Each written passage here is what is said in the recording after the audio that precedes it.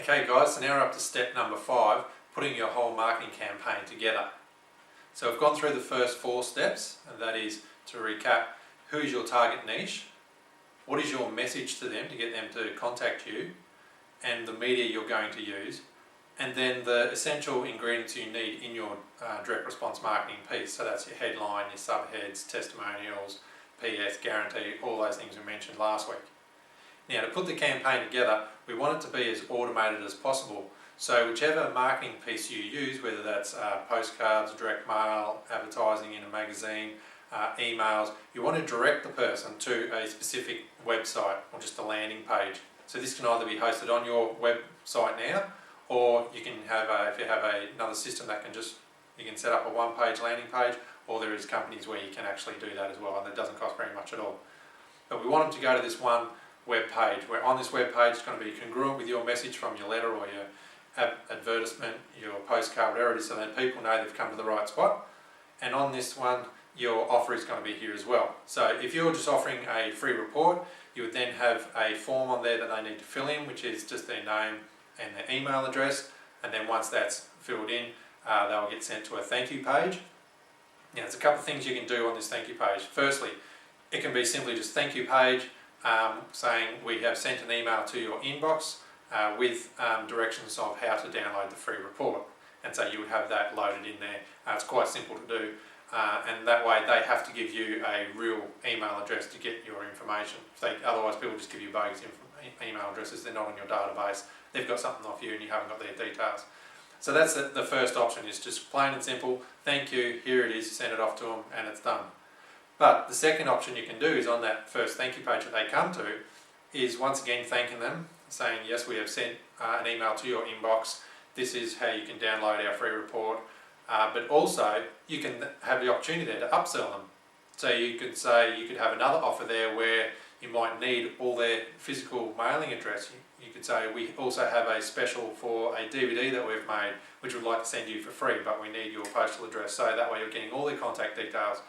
Or you might actually have something for sale on there, just a small price, $27 or $17 or $19, $47, it might be a book or some other promotional product you have, or an introductory offer right there and then where they're already interested, and bang, you might make a sale straight away. So you've got the two options there. You've got just the basic landing page, and then they come to a thank you page, and it's just that, thank you, we've sent an email giving you directions of how you can download a free report. Or if you're given a CD away or anything like that, you say thank you, we've received your details and we'll post that out to you. Or you can have that thank you page then trying to upsell them, whether it is into another free information product where you do need more details, or it actually is a purchase price. And you can easily have a PayPal button on there. It takes 2 minutes to do, and then go through PayPal and pay that way, and then you'll get notified and you can send whatever it is that you've sold straight off to them. Then you'd have another second thank you page. So once they've completed that information there and made the payment, then another pop-up page would come up and it'll just say, thank you, we've received your payment, we'll be sending that out to you in the mail very shortly, or along those lines. So that's a basic way you can have that set up. Now, it doesn't have to be a free report at the very start. It can be if you've got a coupon, a gift voucher, anything like that. But the same thing, for them to purchase that or to get that for free, they need to give you their details. So that's their name, can be first name, last name, email address, or just first name, email address. Sometimes you can have that, and then when they go to the first landing page, the first thank you page, then you can say, just to make sure you're a real person, we require a few more details. You can ask for their phone number or whatever else on there if you want. But generally, the less people have to submit to you, the more response you will get. A lot of people are still afraid to give too much details. They think they're going to get bombarded with information from you, which is not what you're wanting to do. You want to build a good relationship up with these people. Now, once you have gone through all that and they've got their free report, or the information you've sent, a DVD, whatever it is, your initial offer was to them, now you have to keep following up them. So we want to build out an email campaign, and on that it can be generally about a 30-day campaign, and you could have an email going out anywhere from, if you want to be real aggressive, from one every day to one every 3-4 days, or once a week.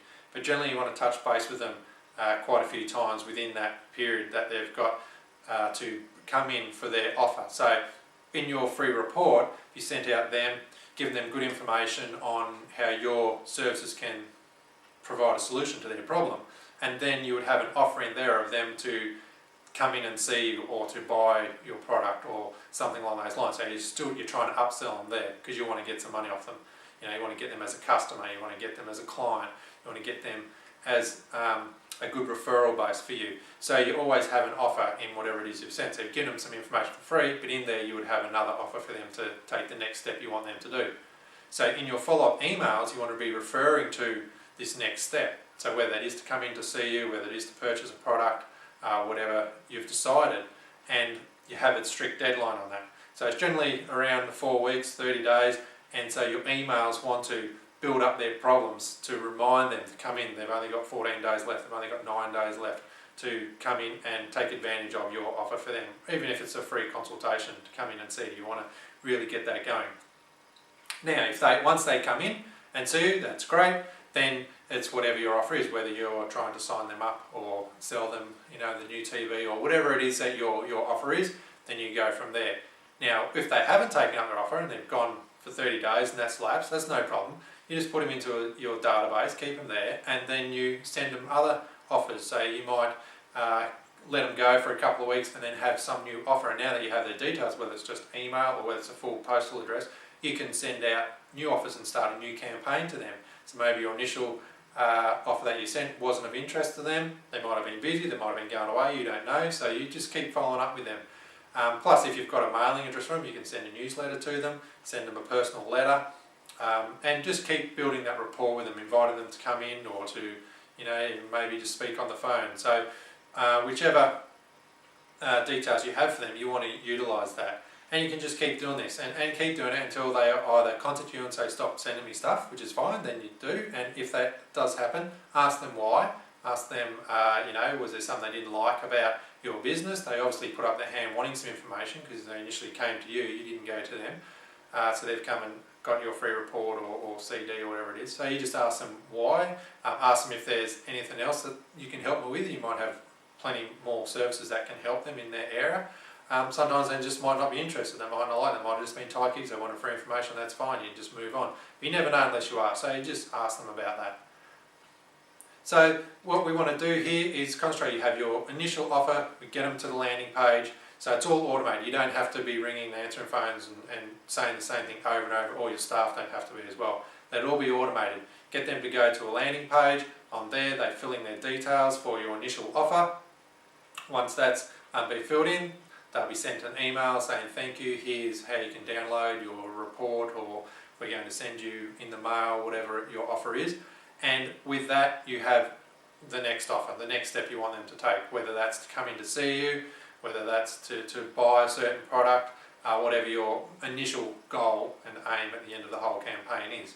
So we want to set that in motion, and once it's up and going you can just roll this out continuously because it's all automated.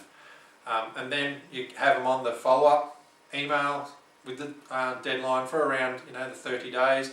If that doesn't bring them in, start on a new campaign. It could be something a bit off centre of what your original offer was. It could be something completely different that you offer. Could just be giving them newsletters for a while, just building up that information so, you know, they understand more about your business. So it's not just one-dimensional.